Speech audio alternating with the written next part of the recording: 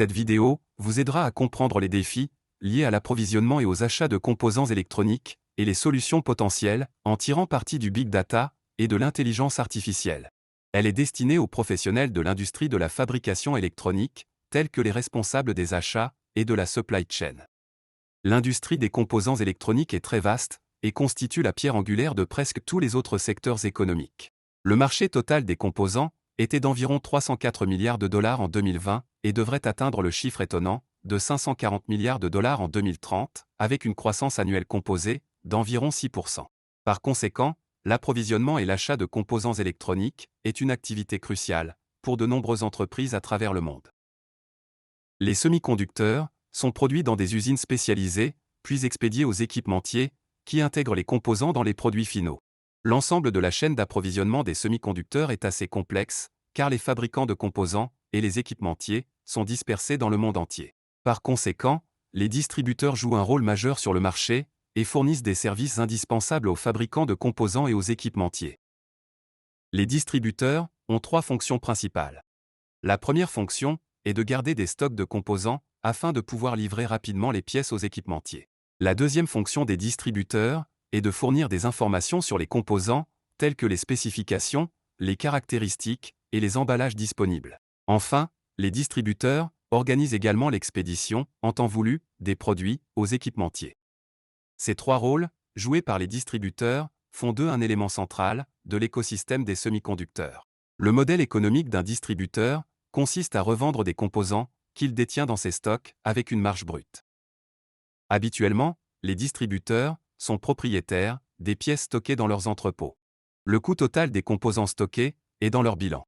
Par conséquent, les distributeurs doivent être très intelligents lorsqu'ils décident quelles pièces ils conserveront dans leurs inventaires. En ayant trop peu de composants, ils risquent de perdre des ventes au profit des équipementiers, qui souhaitent généralement être livrés rapidement. En ayant trop de composants, qui resteraient invendus, ils risquent de perdre de l'argent, du fait d'une immobilisation en capital excessive. Les principaux ratios de rentabilité, pour les distributeurs, sont la marge brute et le rendement des actifs. La marge brute totale générée est le produit du pourcentage de marge brute unitaire, multiplié par le total des ventes. Le rendement des actifs mesure la rentabilité du stock en tant qu'actif financier. Il est calculé comme le pourcentage de marge brute unitaire, multiplié par le total des ventes, divisé par la valeur de l'inventaire. Le ratio des ventes sur les stocks est également appelé rotation des stocks.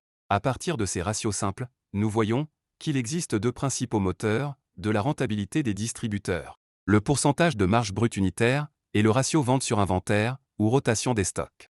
Une stratégie de distribution réussie peut consister à avoir de faibles marges unitaires, mais des rotations très élevées, car les clients sont attirés par des prix bas.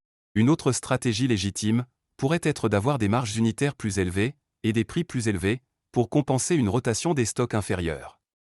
Ce type de stratégie de prix élevés peut être très efficace, notamment dans les produits de spécialité. Il existe de nombreux distributeurs de composants sur le marché.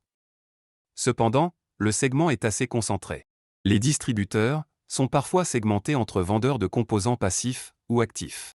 Certains des principaux distributeurs ou revendeurs dans le monde sont Arrow Electronics, Avnet, Mouser, DigiKey, Farnell ou TTI.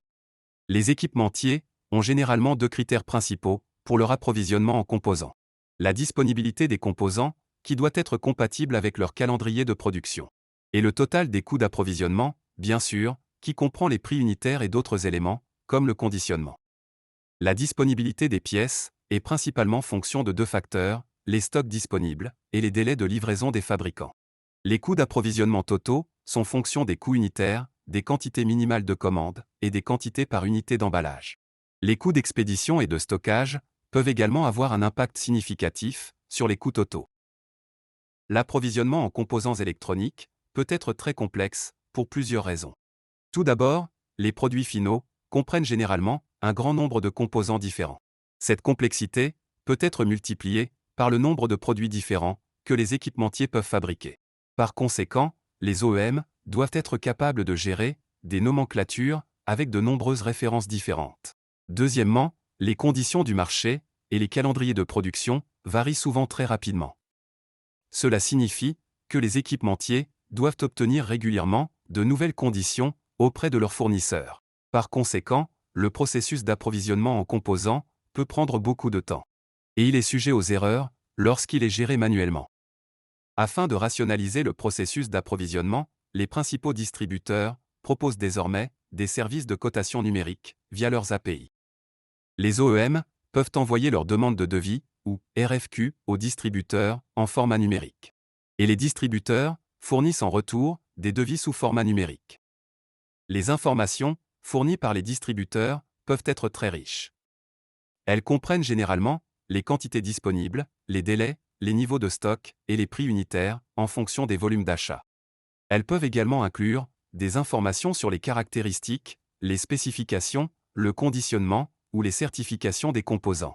Demander des devis via une API, au lieu de suivre un processus manuel, comporte de nombreux avantages. C'est beaucoup plus rapide, bien sûr, une nomenclature typique, avec quelques centaines de pièces, peut être traitée en quelques minutes. Un processus manuel, au contraire, pourrait prendre plusieurs jours, voire plusieurs semaines, pour le même nombre de composants. Le processus numérique, en outre, est plus complet. En effet, toute la liste des fournisseurs potentiels, pour chaque référence, peut être vérifiée systématiquement. Un humain n'aurait probablement pas le même niveau de minutie. De plus, les humains ont tendance à faire des erreurs. Le taux d'erreur sera considérablement réduit par un processus automatisé. Enfin, les achats optimisés par logiciel peuvent fournir de bien meilleurs résultats en tenant compte de toutes les contraintes des OEM.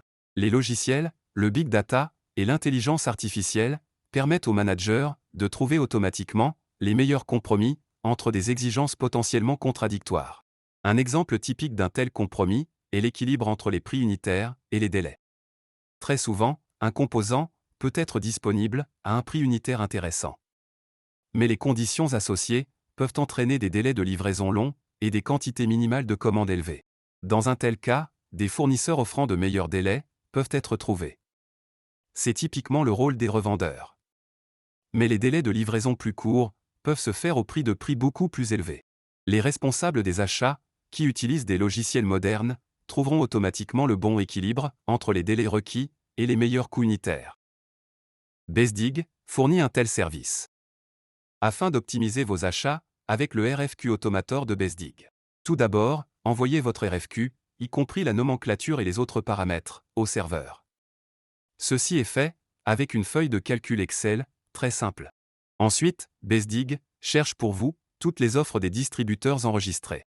Bezdig prend en compte toutes les contraintes et propose plusieurs solutions en fonction de vos priorités. Les cotations sont fournies dans un fichier Excel que vous pouvez réutiliser à volonté. L'ensemble du processus prend quelques minutes selon la complexité de votre nomenclature.